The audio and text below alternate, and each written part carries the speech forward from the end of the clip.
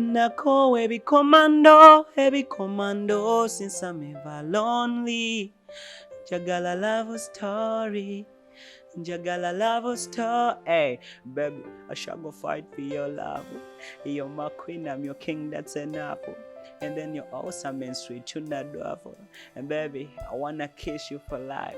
And yo, what's up, my people? It's your boy Victor Rose, Ginger Boy, and you're watching Celebrity Jazz. Yep, Ginger Boy. Celebrity Jazz. Yeah, what's up, my people? Watching Celeb Jazz, Victor Rose, Ginger Boy. Why? Ng'obuliridde. Nga sibulanga kombaddeyo. Just COVID in sometimes tubeeramuko indoors. Naye tubaddemu nga tutambulamuko, sometimes ne tulabikako. Yadde mu kamera mo tubadde tubulidde ddala. Kamera za nga zino. Tubadde tubuze management badde nteresemuko for a while but tubadde tukola byonna nga tutambula. Omakula ku kivulo kya Freedom ko kyalagu wano ku Freedom City. Nga tekyatambula bulungi. I think kyava ku bantu kuba nti bali mu COVID nti abantu bali tebali shuwa bakinaabeerayo kuba okimanyi nti ebibuli babadde babitegeka ne babijjana abapoliisi ne babikola ki ne babiremesa okitegeera. So abantu ndowooza baali balowooza nti nakyo kijja kugenda bwe kityo ensonga lwaki maybe abantu tebajja naye nga ffe twaliyo era ne tukola ogwaffe. Abamu tebajja abayimbi abanene community. Simanyi kasita Victor Rose yajja.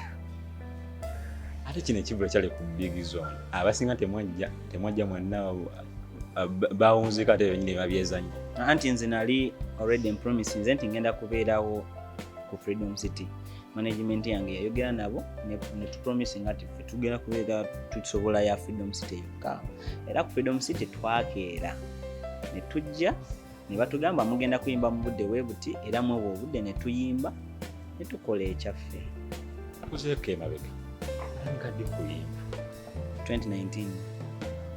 Naye omukolo gwali oyimbyeko mingi.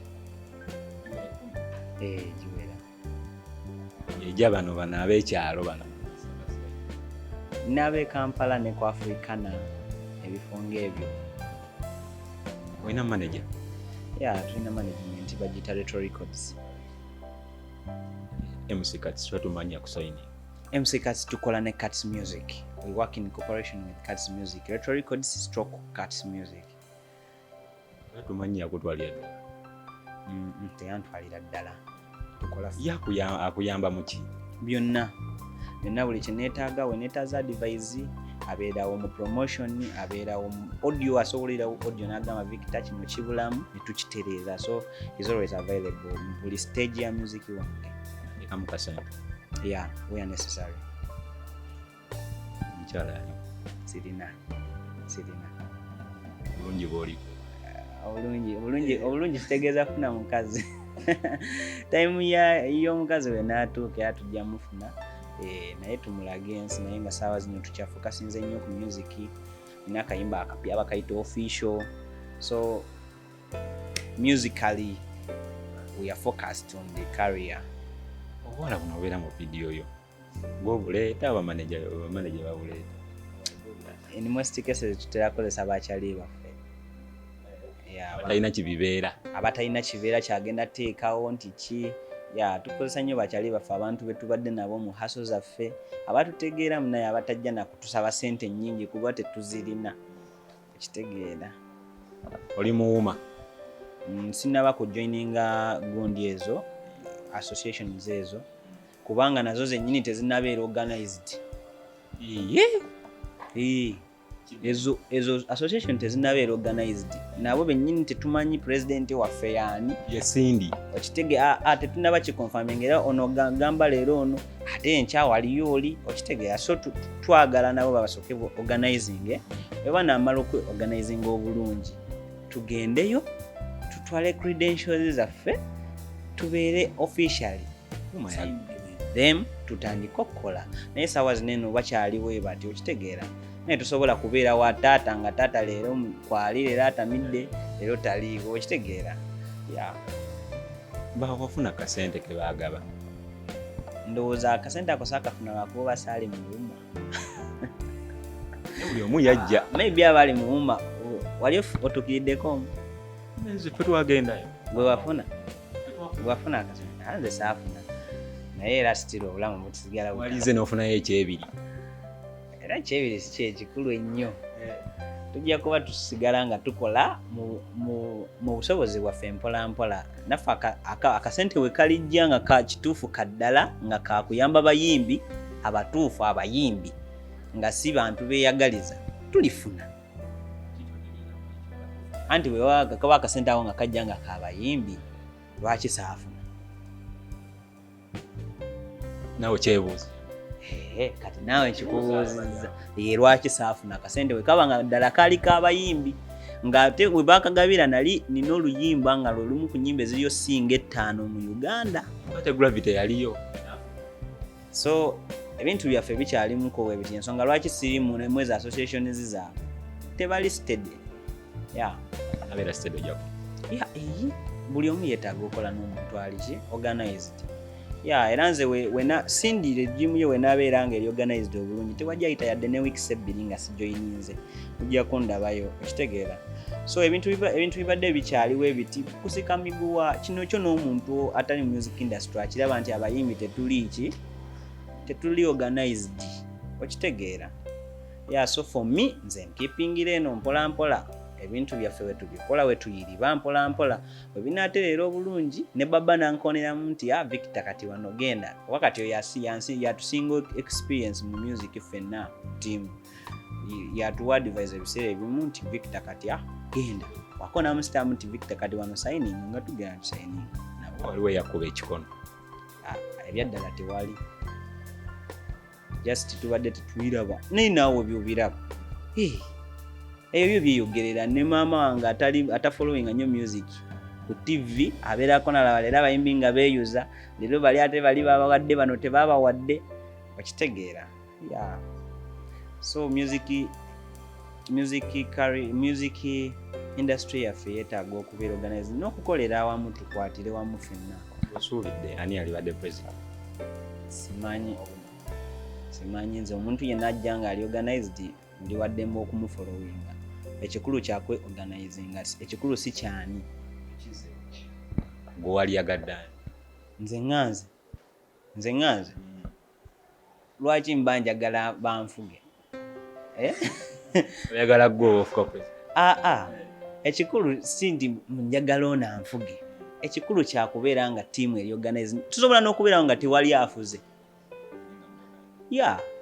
tusobola n'okubeerawo nga tewali mbono ye president okitegeera naye nga tuli organized kati ekyo nja kireeta ku tiimu yaffe ffe ngaffe tiimu yaffe Retro Records tetulina president mbu Victor yatutegerera mboobono yatutegerera mboobono yaani Victor waleeta issue nga ya kisiru buli omu agiblastingirawo nti Victor ekyo kya kisiru omulala waleeta nti kino kirungi nga Victor ne woba oganye nga abalala bakkiriza nti kituufu kirungi ekyo kye muba mulina okukola I think kino tekiri kukulembera mbu ono ye mukulembeze kino kiri kukukolera wamu nga muli organized nga musobola okukkaanya ku nsonga neggwa bulungi ate ne batwala mu maaso kuba buli wobeera mbu ono yatukulembera still waliwo abatamukkiririzaamu okitegeera ne we tunaleeta president oba ono ye president waawo makatugeze ng'akola birungi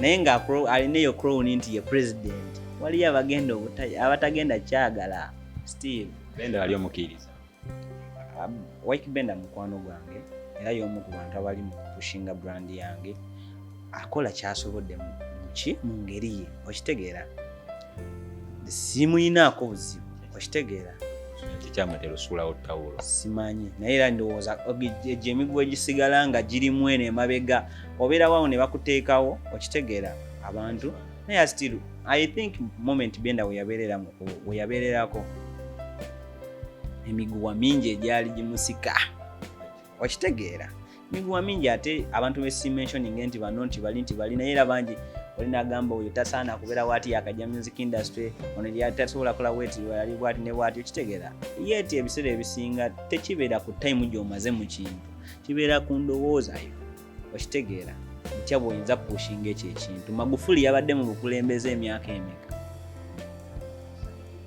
yakoze bimeka kati awo enkomye akataleke kandi n'oluyimba luyita official luyimba lupya. Basaba abantu bange bambi abalaba Celebrity Jazz, you subscribe to my YouTube channel. Mukulu Smith.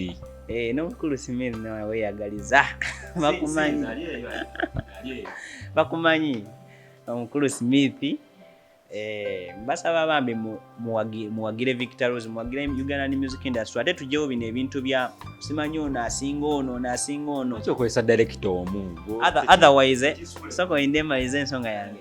Tujjewo competition within us. Competition gye tweteekerawo naddala abafaani bo bennyini beeterawo competition mu kyona asinga ono simuwagire ono biki nga twagala okutuuka gye twagala Abanigeria gye bali, Abatanzania gye batuuse. Tuyina kupushinga buli azze ng'alina ekirungi. Buli alina ekirungi azze ng'alina ekirungi mupushinge. Ebisigadde obirekera ensi. Tokuba kikono. Banaye tukolere wamu twejjewo binombu. Let's not compete, let's work together. I think tujja kuba tutuuka wala with that procedure nga tukoze bwe tutyo. Then ekirala director olimbye kikomando tisi ye yamukwata. Alabye oswadde.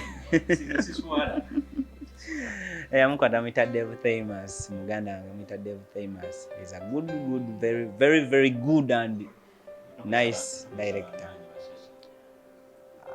Ndowooza si kasente naye nze ndowooza nti nga manager wange oyampa chance okitegeera nga tamanyi nga siri muyimbi munene nampa chance n'ennyimba n'enfuuka kati byendi okufuuka.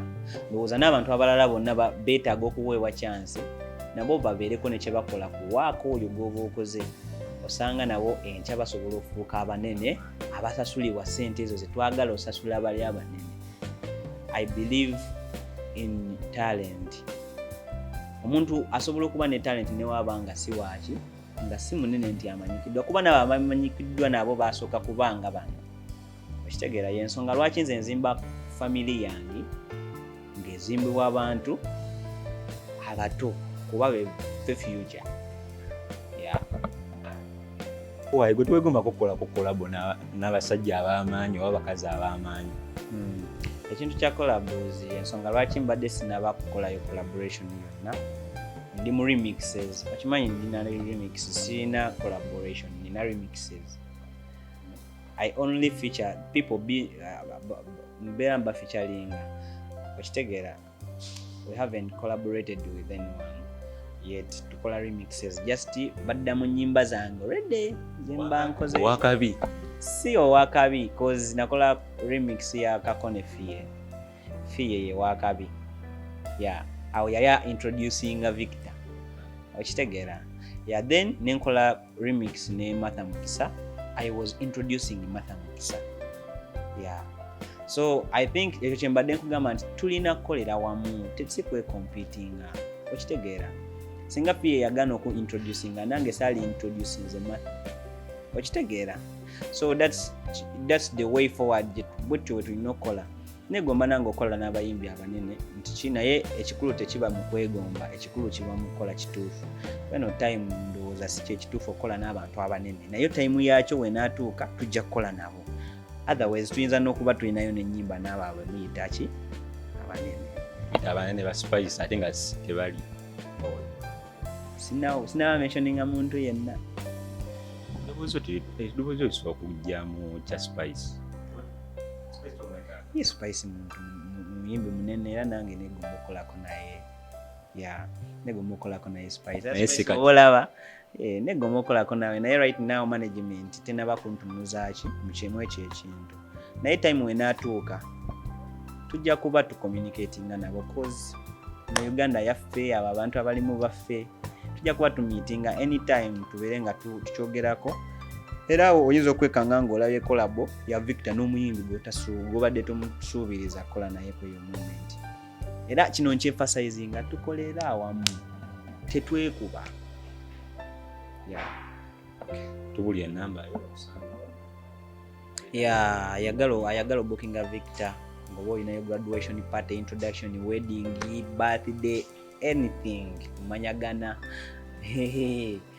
nze wendi obuyimba buwera kati obuyimba buweredde ddala tulina Love Legend tulina Kako Kikomando Ndese Love kati tuli official kitegera so enyimba nyingi ez'okubayimbira abantu bange you contact this number 0704 54 76 13 070 54 54 76 bagamba era mbasaba eyo namba toweereza message kuba message eziriko nyingi tuyinza okulwawo kolaki ogiraba obanga olina business kuba bukubi direct otherwise weweereza message ku WhatsApp oba bikikweri ku WhatsApp naye tuyinza olwawo kolaki ogiraba message nyingi so if it's a business you just call then basaba atasobodde kuyitako eyo namba osobola oyita ku social media platforms zange endala nga si Facebook kuba Facebook eri yajjula message zijja nyingi nnyo naye osobola oyita ku Instagram yange baagi hacking naye nakola empya ekola bulungi yawezezza even 10k. I think I request you guys to DM me on my Instagram oba olina business naye osobola okuyitirayo osobola ogifunayo Victor's UG. Then TikTok Victor's UG, you follow me up. I kindly request you guys to follow me up everywhere. Victor's UG ku Twitter, Victor's UG ku TikTok, Victor's UG ku Instagram. Then you subscribe to my YouTube channel, Victor's. Rose is R-U-Z. Some people badly mistaken kuba Rose. It's Rose R-U-Z.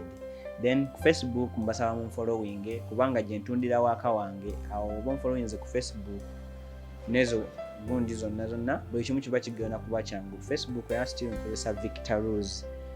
Yeah, I appreciate you guys for the love. Official video is coming next week. Hopefully we are going to release the official song egenda okubanga ekubibwa ku buli mukolo mu Uganda n'emiriraano. I appreciate the love. Thank you for watching Celebrity Jazz. I love you.